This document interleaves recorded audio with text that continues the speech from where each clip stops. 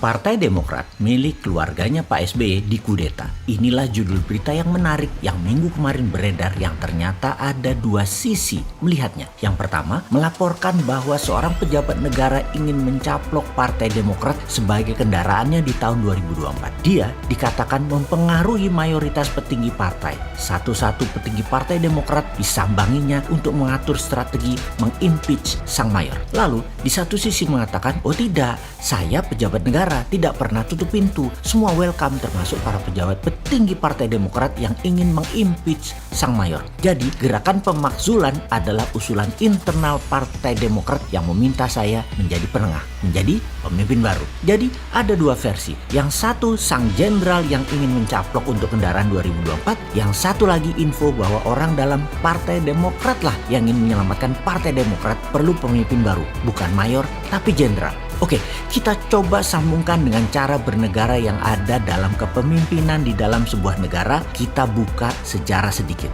Kita mengawalinya dengan sejarah. Kita menengok sejarah ketika krisis keuangan di tahun 1929 di Amerika yang membuat the Panic of 1930. Money supply dan aktivitas ekonomi turun drastis. Endingnya resesi dunia, the Great Depression. Di saat itu, Indonesia pejabatnya adalah Gubernur Jenderal H.J. de Graaf yang demi mengendalikan stabilitas ekonomi di wilayah Indonesia, negara jajahannya, mereka atau dia merilis Vergader Verbod, agen rahasia dengan misi rahasia, yaitu mengamankan situasi ekonomi dan mengamankan situasi negara. Agen rahasia dikerahkan untuk menjaga stabilitas, untuk menggebuk organisasi radikal non-korporatif. Sekarang di tahun 2021, krisis pandemi COVID-19 semakin gawat dan akan semakin tidak terkendali kalau banyak organisasi nakal yang tidak sejalan dengan arahan pemerintah. Banyak yang menduga aktivitas ekonomi global akan runtuh, akan mengancam Indonesia. Virus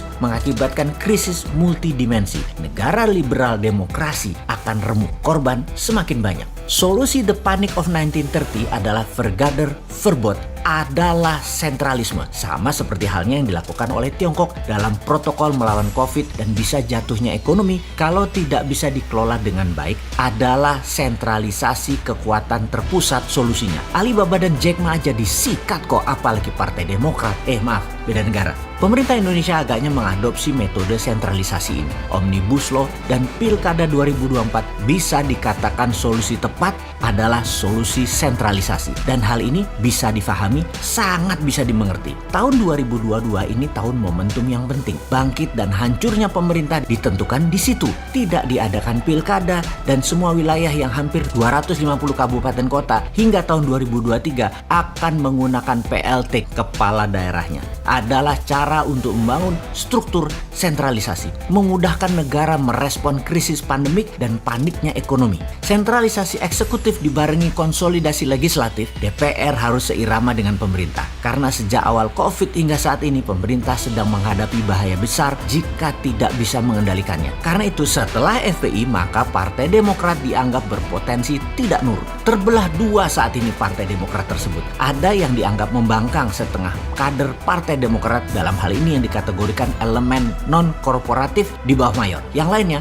mau berkorporatif. Perlu pemimpin baru, yaitu sang jenderal. Yang terjadi saat ini adalah langkah sang jenderal mengakuisisi Partai Demokrat sebagai Vergader Verbod sebelum tahun 2022 demi keselamatan bangsa dan negara. Sebagaimana fakta lapangan saat ini, sebagai partai oposisi, kekuatan Partai Demokrat lebih kuat dibandingkan Gerindra di masa lalu. Tim Cyber Demokrat merger dengan kekuatan sayap kanan dan PKS memiliki potensi bikin gaduh di media sosial yang bisa mempengaruhi rencana sentralisasi kendali ekonomi dan kendali COVID menjadi tidak sesuai rencana besar pemerintah. Itu analisanya. Kekuatan partai yang tidak korporatif ini berbahaya tidak sebanding dengan state capacity. Itu analisa berikutnya. Saat krisis, banyak penguasa negara akan menggunakan hard power, darurat sipil, main gebuk untuk menghadapi gangguan keamanan dan krisis. Sesungguhnya percuma melawan pemerintah yang legitimate. Itu analisa berikutnya oleh pemerintah saat ini. Merapat ke pemerintah dan mengalihkan leadership dari Mayor Agus